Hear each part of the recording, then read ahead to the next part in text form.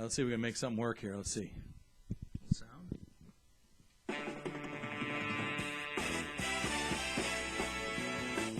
Play ball! It's time for Dodger baseball. Yeah, that's our old theme. Hey, had to use some sound. I mean, we have no speakers. You got to use whatever you can, right? Headphones. Hey, everybody, I'm Randy Tibbins. You know who you are. Come on in, pull up a chair, sit down, relax, and let's talk Dodgers. This is the best, first, and only video podcast by fans, for fans of your Los Angeles Dodgers.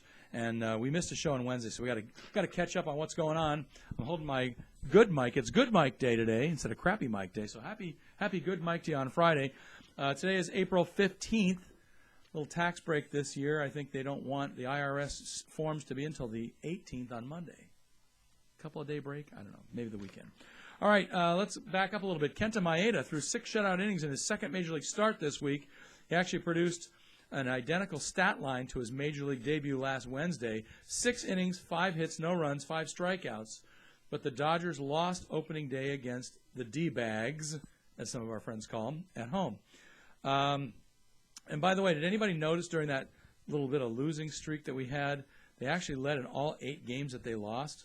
And I've been telling people it isn't that the team didn't try to get more bullpen relief.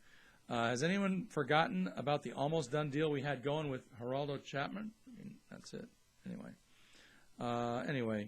they never went after anybody else's note, and the rest is history so far. It's not too late. Geraldo Chapman, that's it.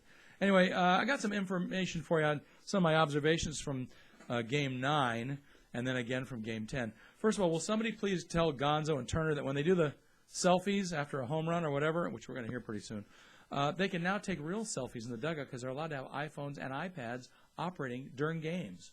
That just changed this year, so somebody tell those guys. Also, question for the house, how are Alex Wood and Sandy Koufax the same? And while you're pondering that, I'll have a little quick sip of some water. How are Alex Wood and Sandy Koufax the same?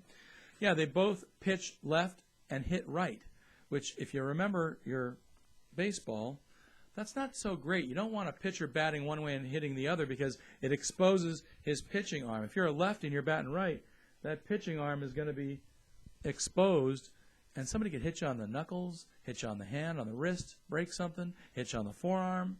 That's not a good thing. In Koufax's day, nobody talked about it a lot, although they did with him. But I'm wondering why they still allow that. Why do guys choose to do this? Their fathers teach them to hit that way? I don't know. Meanwhile, here's another thing to ponder. I always think about the weird things, of course. If they schedule games on the same night for Dodger Stadium and Staples Center, which they did this week, where does Dieter play? And who am I referring to? Dieter Ruhl is the new organist at Dodger Stadium. Who is he? He's the guy that's been the musical director at Staples Center for the last several years. And I have a feeling that on the last night's game, he was probably at Staples Center. Why? Because it was Kobe's last game. I know he was playing for that. He wasn't going to miss that just to play at Dodger Stadium. So that's probably where he was. But I'd like to know for sure what he does usually if there's 2 games on the same night. One at Staples. Could be the Kings, too. You never know. Anyway, I'm guessing he was with the Lakers. And observations on Game 10. First of all, can anything nicer be said about Ross Stripling? The guy is magic. The guy's got great pitches, and he knows how to use them. He's got a sharp head on his shoulders. Of course, he's a stockbroker, too, in his native Texas. The team kept Goldie off the bases 11 of 12 times. He hit a home run. Yeah, it was a solo shot. But 11 of those times, he got nothing, man. I think that's pretty cool. Also, JP was finally good again last night. Nice to see JP Howell coming through. And fourth most on this game, observations I had, Kendrick did a very respectable job the last couple of days on third base and left field. I thought the guy was dynamite. I mean, what more can you say about a guy like that? He's a major league athlete for sure, Howie Kendrick. Glad we got that guy back. And number 5, I liked Kenley's changeup last night. And how about that 5-out save the other night? That was pretty cool, too. So Kenley's the man. Of course, he's nicely rested now. Let's not use him up too much before the midseason. Also, has anybody noticed this at all but me? Trace Thompson is batting .438. Are you kidding me? That's unbelievable. I love it. Trace Thompson, I'm glad he got some playing time. Hey, it takes injuries to let guys in the lineup, but we're deep. We're deep, guys. We're deep. Now he's got to get a few more hits, and we'll really do something great. And, of course, obviously, without question, getting 5 runs in the 7th inning last night to come back was very cool. Nice comeback, Dodgers. We need to do more of that. You guys know that. We haven't been a good come-from-behind team for years, so we need that. And I think maybe if we get more of that, we can get a pattern of that going because hitting's contagious, et cetera, et cetera. All right, injury reports and moves. Well, we didn't really talk about it, but you've probably been following the team, and you know that Carl Crawford's now on the DL with a sore back, which is why guys like Trace Thompson are there and Austin catching behind the plate. But anyway, Micah Johnson was optioned out to AAA Oklahoma City before the opening date. And like I said, Carl Crawford, so you get Austin Barnes, you get Trace Thompson. That's a good thing. This shows our depth, you guys. I know nobody's talking about it, but this shows our depth. Micah Johnson was optioned to Oklahoma City before the opening date at home to make room for Howie Kendrick. Howie Kendrick and Yasmani Grandal, of course, came off the DL, and they're back on the active list as of Tuesday. But the Dodgers play Scott Van Slyke on the DL, lower back irritation. Not cool. Hope everyone gets well soon. But you know what? It's okay. We got the depth for now. Just don't anybody else get hurt. That's my take. All right, let me put the microphone down so I can do fun stuff. Okay, fun stuff. Whenever I do that means fun stuff. We got some shout-outs. We do a lot of shout-outs on Let's Talk Dodgers to major Dodger fans. You know who you are. We know who we are. Shout-out to Joe White from the Brooklyn to L.A. Facebook site who said, I love this about the guy, this tells what a true fan is about. He said, the words live blue don't just mean show your pride when we win.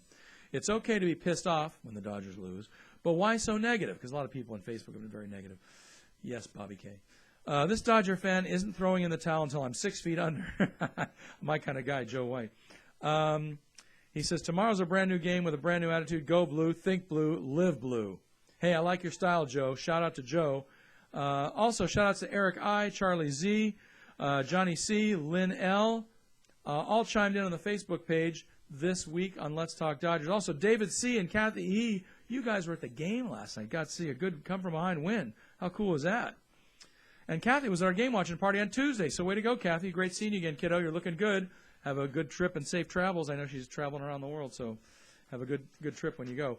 Stats of the day. We got a couple, believe it or not. Okay, when Kenta Maeda pitched the other day at home to start the season, the Dodgers' home season, the first game at home, he was the second Japanese pitcher to start a home opener for the Dodgers, joining Hideo Nomo, who did so in 1996 and 2004. Nomo also started on opening day for the Dodgers on the road in 2003 at Arizona, while Hiroki Kuroda made a start in 2009 for the lid lifter at San Diego. Also, this tweet from LA Times beat writer Bill Shaken, I love this.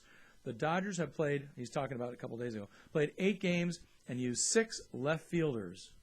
Can you name them? Yes. Crawford, Van Slyke, Thompson, Hernandez, Culberson, and Kendrick. That's a lot of left fielders. But you know what? We're deep, Bill. We're deep, I'm telling you. We are deep, Mr. Beat Writer. We are deep. And we need more of that depth.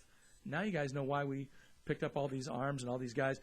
You know, you stock them down in AAA, and then when you need them, you bring them in. And when you don't need them, you just put them back in AAA and keep moving them around if you can. Hopefully you can do more of that. All right, this date in Dodger history.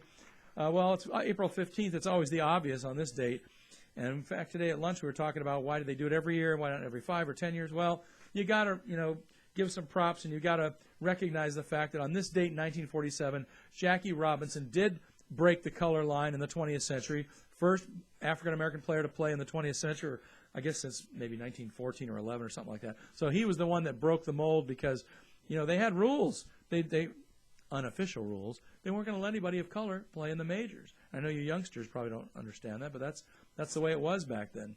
So he was the first one to do it in the modern era, and this came a year before President Truman desegregated the military.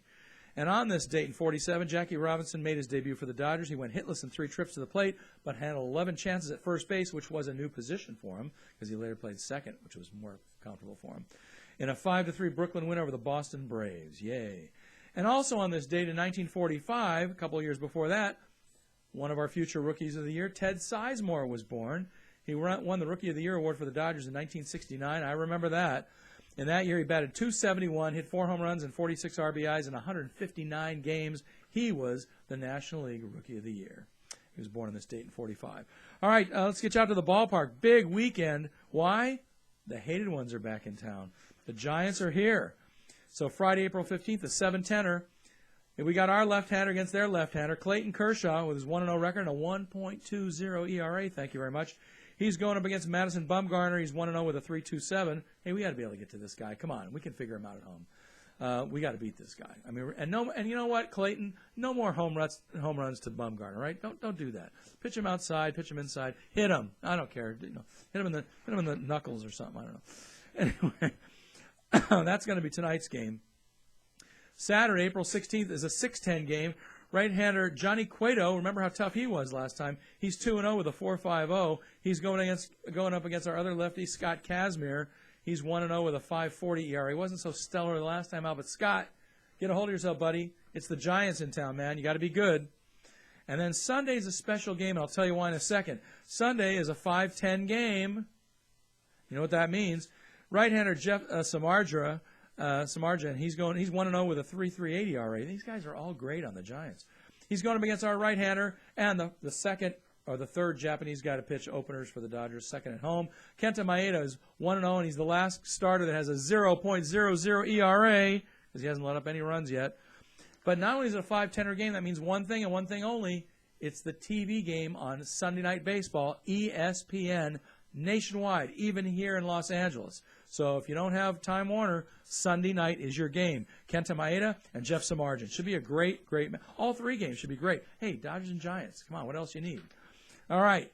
That's going to do it for this edition of Let's Talk Dodgers. Don't forget to check out John Suh's outstanding photography if you haven't already.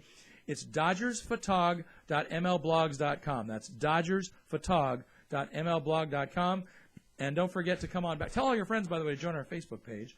And we're going to be back on Monday, I hope, for sure.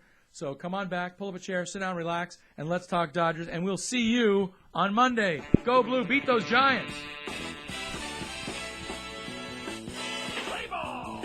It's time for Dodger baseball. Wait a minute. We forgot Gonzo's home run. Here it is. We'll end with it. And a high fly ball into deep right center. Running on the track, but looking up and watching a home run. And that ties it up 1-1.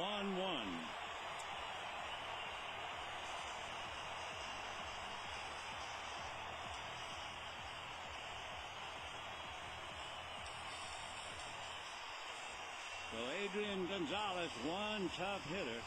He has reached base safely now in each of his first 9 games. At the start of the game tonight, he was hitting .406. His previous at-bat, he had grounded out. Okay, that'll do it. We'll see you next week. Go Blue.